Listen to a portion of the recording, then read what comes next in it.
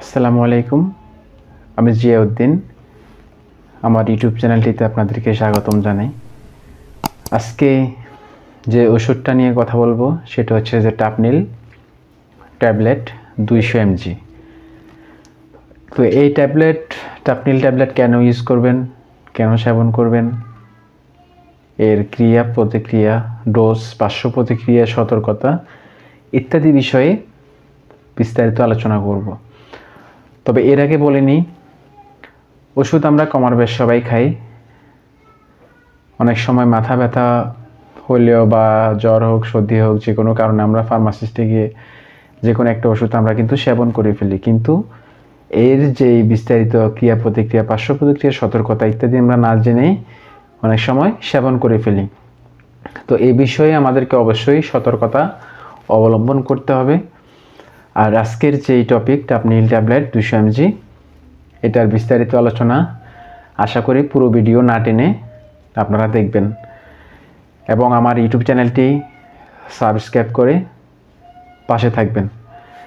তো এই টাপনিল tablet 200 mg এটা বাংলাদেশেরই সুনামধন্য একটা কোম্পানি, স্কেপ ফার্মাসিউটিক্যালসের একটা প্রোডাক্টস। এটা প্রতি পিস 10 টাকা করে পাওয়া যায়। তো এই টাপনিল ট্যাবলেট আপনারা কেন ব্যবহার করবেন? বিশেষ করে এটা ব্যবহার হয় মাইগ্রেনের, মাথা ব্যথা উপশম করার জন্য এটা ব্যবহার হয়ে থাকে এবং অপারেশন পরবর্তী ব্যথা এবং জ্বরে ব্যথানাশক হিসাবেও এটা ব্যবহারের জন্য প্রস্তাবিত।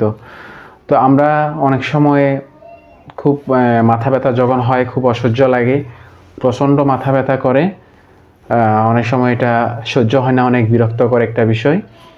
তো এই টাপনিল ট্যাবলেটটা কিন্তু 2টা প্যারাসিটামল এক্সট্রা 2টা যে কাজ করবে সেটা একটা টাপনিলেও আপনার এটা সমান কাজ করবে। তো এটা যে কোনো ওষুধ খাওয়ার জন্য আপনারা অবশ্যই ডাক্তারের পরামর্শ নিয়ে খাওয়ার চেষ্টা করবেন এবং কন্টিনিউ এটা করতে যাবেন না। যদি কন্টিনিউ করেন হয়তো এর পার্শ্ব প্রতিক্রিয়া এবং বিপজ্জনক কোনো কিছু হতে পারে ধীরে ধীরে।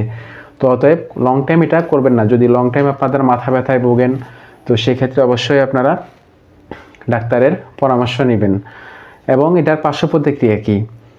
এই ওষুধের পার্শ্ব প্রতিক্রিয়া যেমন ডায়রিয়া, কোষ্ঠকাঠিন্য, বমি বমি ভাব এবং বমি এবং পেট ব্যথা, যেমন অত্রের ব্যাঘাত, মাথা ঘোরা, পেট বা অন্ত্র যেমন রক্তপাত, শরীরের পানি আসা, রক্তচাপ বৃদ্ধি, এবং দৃষ্টির ব্যাঘাত, কাঁপুনি, ডিপ্রেশন ইত্যাদি হতে পারে। তো সেক্ষেত্রে অবশ্যই আমাদের সতর্কতা অবলম্বন করতে হবে। এবং সতর্কবাণী সম্পর্কে যদি বলি, যে অ্যাসপিরিন কিংবা অন্যান্য ব্যথা বা প্রদাহনাশক ব্যবহারের পরে যাদের আটকারিয়া কিংবা অন্য কোনো অ্যালার্জিক প্রতিক্রিয়া দেখা যায় তাদের ক্ষেত্রে এই ওষুধ কিন্তু ব্যবহার করা যাবে না। এটা কিন্তু খেয়াল রাখতে হবে।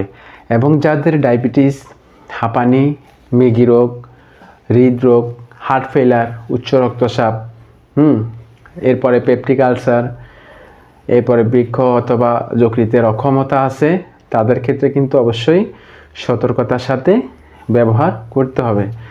তো ওভারডোজ যদি হয়ে যায় কোনো কারণে, মাথা ব্যথা, বমি বমি ভাব, বমি ইত্যাদি কিন্তু হতে পারে। এবং কি ডায়রিয়া, উত্তেজনা, গুম গুম ভাব এবং মাথা ঘোরা, কানে বহু বহু শব্দ করা, ইত্যাদি কিন্তু হতে পারে এবং খিঁচুনিও হতে পারে। তো তীব্র বিষক্রিয়ার ক্ষেত্রে যকৃতেরও ক্ষতি হতে পারে। তো সেক্ষেত্রে রোগীর উপসর্গ অনুযায়ী কিন্তু এটা চিকিৎসা করতে হবে।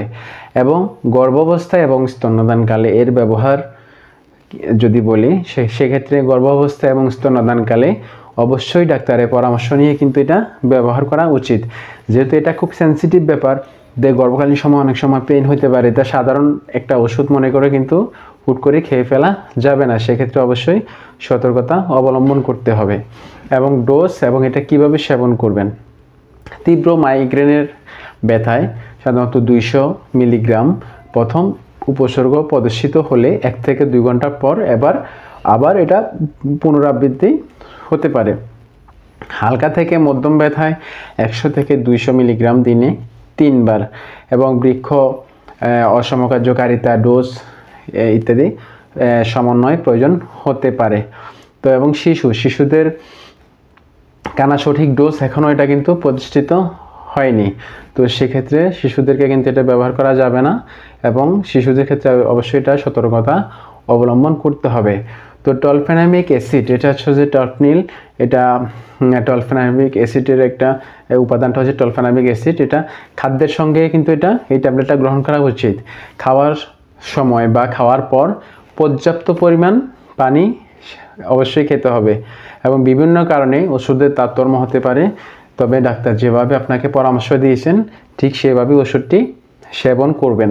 আপনাদের প্রেসক্রিপশনের নির্দেশনা অনুযায়ী এটা কিন্তু অবশ্যই অনুসরণ করবেন এবং যেসব ক্ষেত্রে ব্যবহার করা যাবে না, যেসব রোগীদের এই ওষুধের প্রতি সংবেদনশীলতা থাকে তাদের জন্য এটা ব্যবহার করা যাবে না।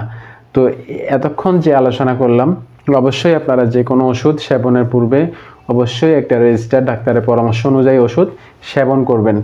ধন্যবাদ সবাইকে। আসসালামু আলাইকুম।